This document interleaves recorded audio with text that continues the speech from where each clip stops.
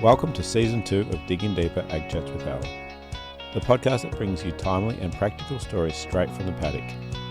From sowing to shearing, fire to flood, and everything in between. We're here when it matters most. Each episode taps into real experiences, expert voices, and grounded advice that helps you stay ahead on farm. I'm Alistair from the Gippsland Ag Group, a grassroots, farmer-led network in Gippsland, focusing on soil, grain and fodder, pasture and livestock. We're here to support producers in building resilient and profitable enterprises across our region. So let's dig in. Welcome back to Digging Deeper. We have our regular guest who hasn't been that regular of late because I've been busy, but Morgan Davies, welcome back. Yeah, I know you've been moonlighting with another agent, Brad Obst. I listened to that podcast and I was very jealous, Al. But it's good to be back on now. Yeah, what tips you got for Brad? I think he did a pretty good job for the first time round.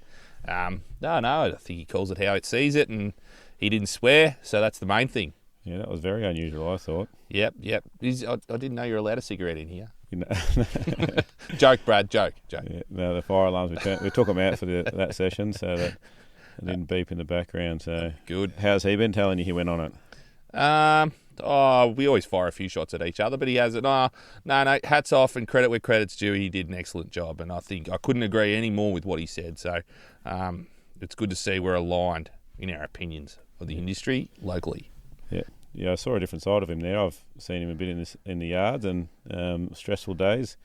I thought he spoke very well and showed a different side of himself, actually, I thought. So. The warm and fuzzy side? Yeah. But he's a big softy at heart. There you go. Well, shout out to Brad if you're listening. So we got the okay to invite you back from Morgan, he said. So he's probably turned it off already. Probably lost interest. Yeah, he got his one on repeat. Okay, what's been happening in the yards, Morgs, in the last couple of weeks? We haven't seen you. Oh, yeah, I haven't seen you. What's it been, a month? It's been more than, actually. Over a month, 5 weeks. Yep. Well, what was happening 5 weeks ago? Well, she was dry and people were offloading pretty quick. Yep. Prices were holding in, though. Yep. So probably trended softer of that 5 weeks. Probably the last week or two probably started to bite and pinch. And processors and feedlotters stopped quoting a price. They started to get numbers to sort of wash into their sort of bookings and things like that, and things started to slow down in terms of the ability to get cattle in. And then guess what? It rains, and a rain fixes everything. A lot of people took their cattle off the market. A lot of people sat and ran cattle on for longer, and a lot of people bought time to renegotiate and price and everything else. So certainly assisted in the cattle job. It probably hasn't kicked the job any dearer than what it was in the spring, but certainly prolonged that and stopped the fall anyway, which is the main thing. Will it get dearer? I would probably see a little bit of grass fever around for a little while people are feeling comfortable. But we get a hot day, 30, 40 degrees in late November, in December, and she'll sort of just slowly just pull up again. Yeah. What all classes are going to kick on if we do get a bit more good growth? Oh, absolutely. I think there's no real reason.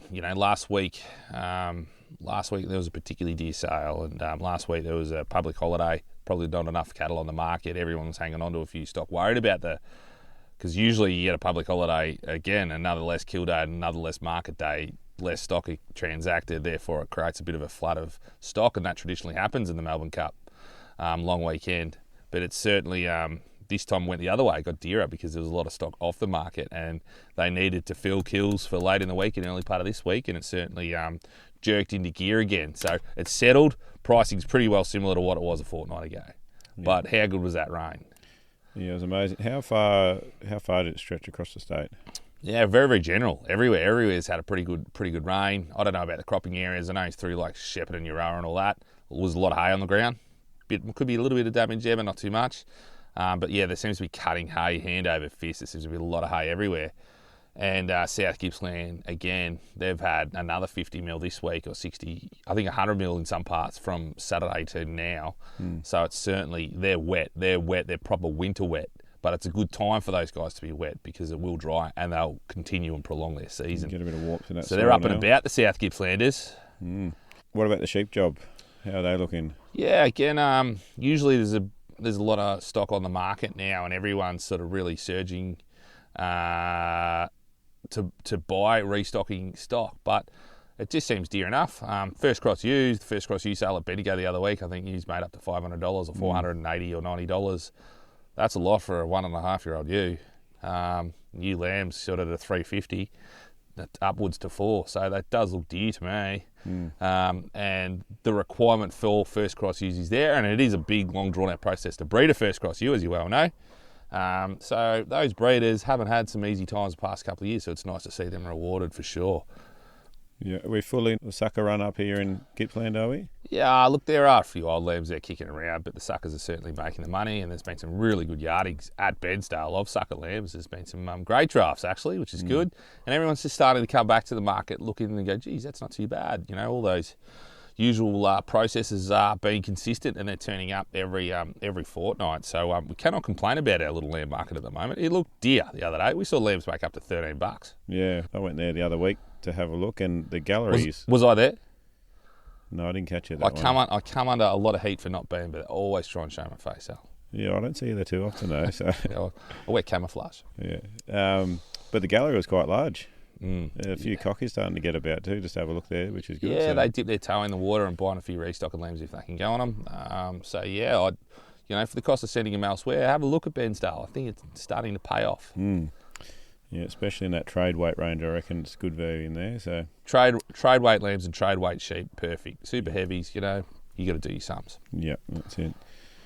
So we talked briefly about it, but that recent abundance of rain that we've had fairly locally, what's changed now since that rain, just from your clients? Well, the people that have cropped and fertilised and put in crops for a spring crop, they've got something. You got a bulk. They'll have a bulk of feed in due course. How's your little turnip crop looking? The jam patch. Yeah. My place is all right. Leafy turnip. It looks okay. I did see a few white moths getting around now. So you're right beside veggie growers. So I'm starting to sound like a cocky. I'm starting to whinge. Too much rain. No. Look, I think it'll be good. It'll provide a bulk of feed through the summer and bring it on. I've never grown something like that before, and I can nearly say I'm like my father-in-law. I'm nearly a veggie farmer, growing a leafy turnip. Nearly. Go and have a nibble of that. See what you think about that on your dinner plate. Yeah, no good. It all tastes pretty ordinary to me. Well, what they say though, Al, is when you go out to the restaurant, no one talks about the salad. They only talk about the steak. Well, that's true. Yeah, you don't make friends with salad. That was another quote, wasn't it? Homer Simpson said that. Yeah. All right, so we've got some of the producers there round about weaning time or looking to wean at the minute. What key signals would you be looking at? They've just had a bit of rain. Does that change their plan, or should they stick with what their normal process would be? Okay. Stick to the plan. As a rule, stick to the plan. It's always a good thing to stick to the plan. So you might prolong a week, 2 weeks. Ryegrass only lives for 3 weeks longer than you think it's ever going to do anyway. Like, it usually cuts out and goes again and seeds down and everything else. So I'd be saying, give or take 2 or 3 weeks with a bit of heat around, this country will fold up again. Your native country especially. But anyone that's cropped and whatever, and you set those plans, which you set 12 weeks ago, you'll have feed. So if you're going to have it, stick to the plan for sure. Yep. So what are some of the mistakes people are making in these times? And when you mentioned that word grass fever a second ago, that play into some of these decisions that we're making that aren't always the best? It depends which day of the week you get me. You get me on market day, I just say buy, or sell. But no, all in all, I think people can, say you're coming into a dry time, you're feeling the pinch, okay? And you speak to your agent, and your agent says, sell your bullocks or whatever, they're fat now, sell now, the market's going to come off the pace. Usually we're pretty right. Like, gut feel, 80% will help you make your decision. But in the end, you have to make that decision too, bear in mind. But you sell a bullock, like someone the other day, they sold their bullocks for $9. A great result. Their bullocks have come out at $3,000, no worries. My advice is try and trade on the same market. Go on back and buy a steer for $1,500 to $1,900 or $1,800. And if you have to feed a bit of hay or whatever to get yourself through until you get a bit of a break in the season, I'd do that. But a lot of people sell the bullock, don't do anything, sit, and then grass fever, when it rains, hits. So then you're in there you've missed the opportunity, the window to buy cattle probably pretty worth the money, and usually some pretty good cattle in that time when it's dry. Now you're sort of plucking around trying to buy cattle in the middle of November where you got bits and pieces and things like that. and they can't quite get what they want. So usually if you see something you want at the time and it's in your range and you've got the ability to put it on, do it. Do it. Don't wait for a rain. Yeah. So you're trade on the same market. Yeah, so you're always looking at what you sell and then what you can buy from what you've sold. Yeah. See if your replacement cost. You got to put the jelly beans back in the jar at some stage. So I think you've got to be prepared to make an educated decision, trade on the same market. That's what all the old guys have always said and done, and you can't go too far wrong. Yeah. No, and so the risk is if we don't, because we haven't got the grass, then it jumps up a couple then your arm's twisted a bit. So do you buy a bit of hay, or do you feed a bit of grain, or do you trickle it along, or you have to change plans. And a lot of people do, and they have a great result. But if the average punter's sold bullocks, right, they haven't obviously flogged the feed out to the point of no return, put some little cattle on, they eat a quarter as much, and they slowly grow, and you've got them on place. So when the season does turn and it does rain, you're ready to go. Yeah, absolutely ready to go. Well, that's sort of going to lead nearly into my next question, but you spend a lot of time with a bunch of different clients, and some would be very astute at using the agents very well, and others not so much, just taking them into market and you clipping the ticket each way. What are some of the key things that we can be doing to get the best out of you guys? Yeah, well, make us part of it. All agents, I think we all want to have a good relationship with our clients, regardless of be it short conversations, quick conversation. You find an agent you can do business with, and make us work. We're not afraid of that. Like, we actually quite like being invested in your business, but you need to put it on the table of what your expectations are and whether or not we'll meet them. And if we can do that, then you grow and develop from there. But a lot of successful businesses, and a lot of around here, have all been based with good agency practice behind it. And I think that's the value we can add to your business, because we add a fresh set of eyes. And if you're prepared to hear what we have to say and listen to what we have to say, certainly can add a lot of value to your business. So make us work and ask the questions, and ask what you don't know that you do need to know to help you move forward. I think that's the key. Because, again, we're running on assumptions on the information that you want as well. Yeah, and someone like Alders, you got agents everywhere over the state and nationally as well. So yeah, we've got a network everywhere, and we try to use it. Like, obviously, there's agents that we speak to every day, and there's some we speak to every 6 months. But there's some old gem that we never even met, and we only ring once a year about one specific job. But we can certainly track down the information that you need us to do, if you already don't have it at hand. But we can track it down, no worries. Yeah. Now, you got a couple of younger fellas with pink shirts on now, and they do a bit of physical work for some of your clients as well? Yeah, obviously clients that we sell cattle for and sell cattle for regularly. Yeah, we've got guys there that can draft cattle and do things that are required for people at all times. That's part of the service for sure. All right, let's move overseas now, Morgs. You've still got Trump's on speed dial. Yeah, Don. What's he been telling you lately? Well, he upset the US. They got in lockdown. Well, not lockdown, whatever they call it, recession. Yeah, not lockdown. What the government stops, the bottom house stops. No, it doesn't get voted through, so then all the government employees stop getting paid, which has nearly gone a month. So there is issues over there. Well, they get back paid anyway, I heard the other day. Yeah, but you still just imagine waiting for the dough from Don for a month. I'll be sweating. Yeah. But no, so there are issues there. He did upset him when he said that he was going to try and drop the American beef price by importing sort of South American stock, which obviously sent all the big cowboys with big hats into disrepute, and they're all very upset about that. But in the end, they want to just keep the quality and the value of their basement box grinding beef and things like that to a point where it's easy and cheaper to buy. And so he said that, and it certainly did for a few weeks, cause a lot of upheaval in their markets. Some stock dropped by 30%. I think that's rallied a little bit, and the price of US tallow, obviously fat and things like that, is also gone through the sort of shot through the floor a little bit, for basically the reason that they're stopped assisting with some of the government assistance for some of those products that produce like high fat meat, which is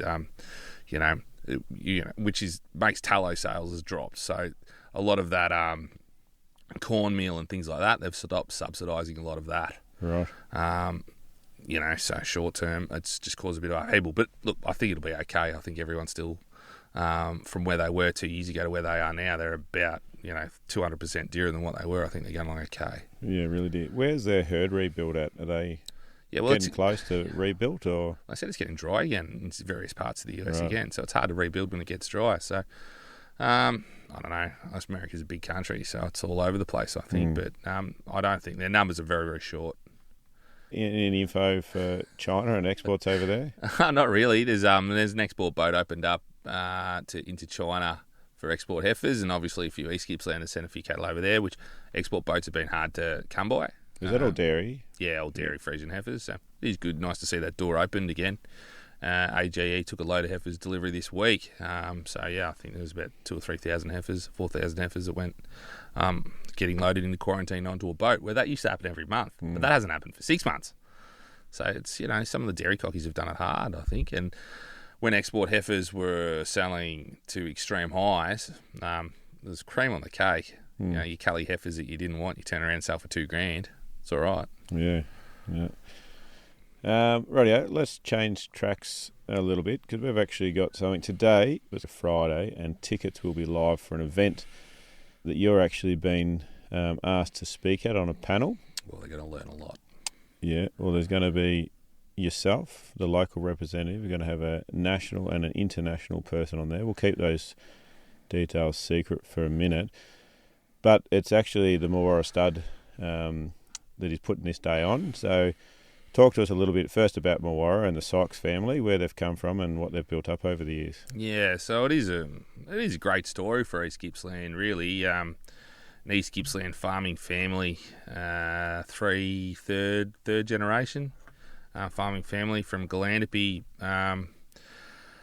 Broadened their horizons, took their kids to Longford, and created one of the biggest Hereford studs and best performing Hereford studs in Australia. And now they've swung over to the Angus breed as well, so they're breeding Hereford and Angus bulls, and the Angus bulls are very, very good as well. So the genetics that they're improving all the time, and I'm certain that they'll reach the same highs with the Angus bulls as they have with their Hereford bulls, and internationally semen sales and all that sort of thing, apart from winning Australian National Hereford Show and everything else that they've done in between, which they've just done time and time again. The Sykes family with their 3 kids, Peter and Deanne, Logan, Taylor and Brandon. The kids are all sort of in their 30s now, or close to it, and they've broadened out and opened their eyes and got business happening everywhere, and they're a very, very successful family. And, I think going to their place on this open day will open a lot of eyes and a lot of doors.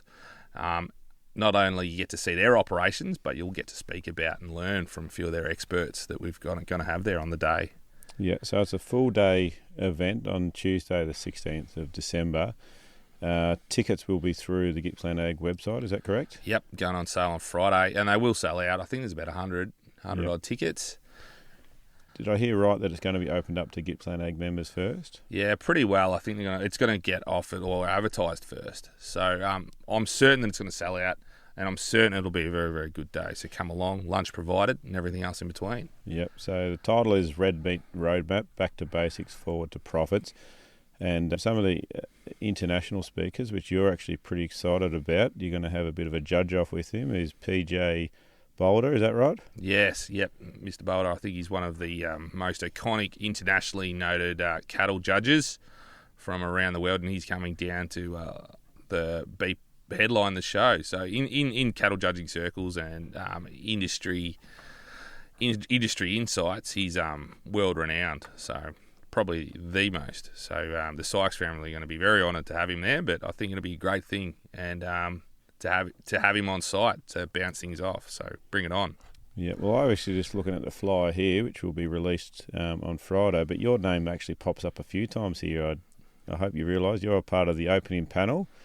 You're talking about global, national and local perspectives, which we just mentioned, but you're also on the hands-on session, the cows, calves, bulls and heifers. Yep. What are you doing there? Just giving a bit of local commercial insight, Al, and whatever I don't know, I'll make up. Yeah, that sounds like your MO, so that will be good. We've also got people from Rabobank, JBS Australia.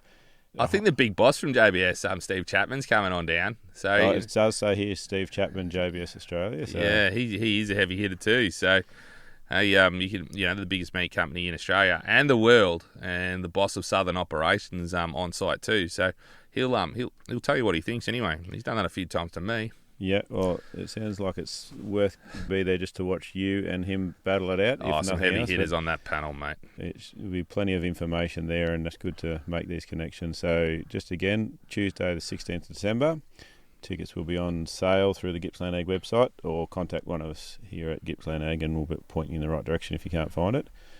Anything else before we sign off, Morgs? Yeah, just one last question. Al, what have you learnt this week? What have I learnt this week? That's been thrown around very quickly. I've learnt one thing that surprised me is how good rain can be for someone's psychological state. It was very dry there for a little while, people getting really nervous. I think the scars run deep from previous droughts we've had around the area, and a bit of rain overnight. And then how quickly we can be saying that's enough rain a week later. Yeah, pretty quick to get off the bus, aren't we? Yeah, I know. It got pretty wet and you can't get tractors on paddock, and all of a sudden it's a bit too wet. But she's fickle. But like you said, if we don't have a good plan in place and if we haven't planned out things, this rain would have been good for anyone that's got crops in the ground, summer or spring crops. But for a bit of native grass, it doesn't do a whole lot. So there you go. I'll let you off the hook this time. You can use that one, and we'll say goodbye. So thanks for listening. Gotcha. Thanks for coming in. A big thank you for tuning in today. And remember, if you have a question about today's episode or a topic you'd like us to cover, reach out to one of our many platforms and join the conversation. We're here because of your passion and commitment to agriculture. Together, we can build a stronger farming future. This podcast is made possible by the Future Drought Fund Regional Drought Resilience Planning Program, co-funded by the Victorian and Australian governments.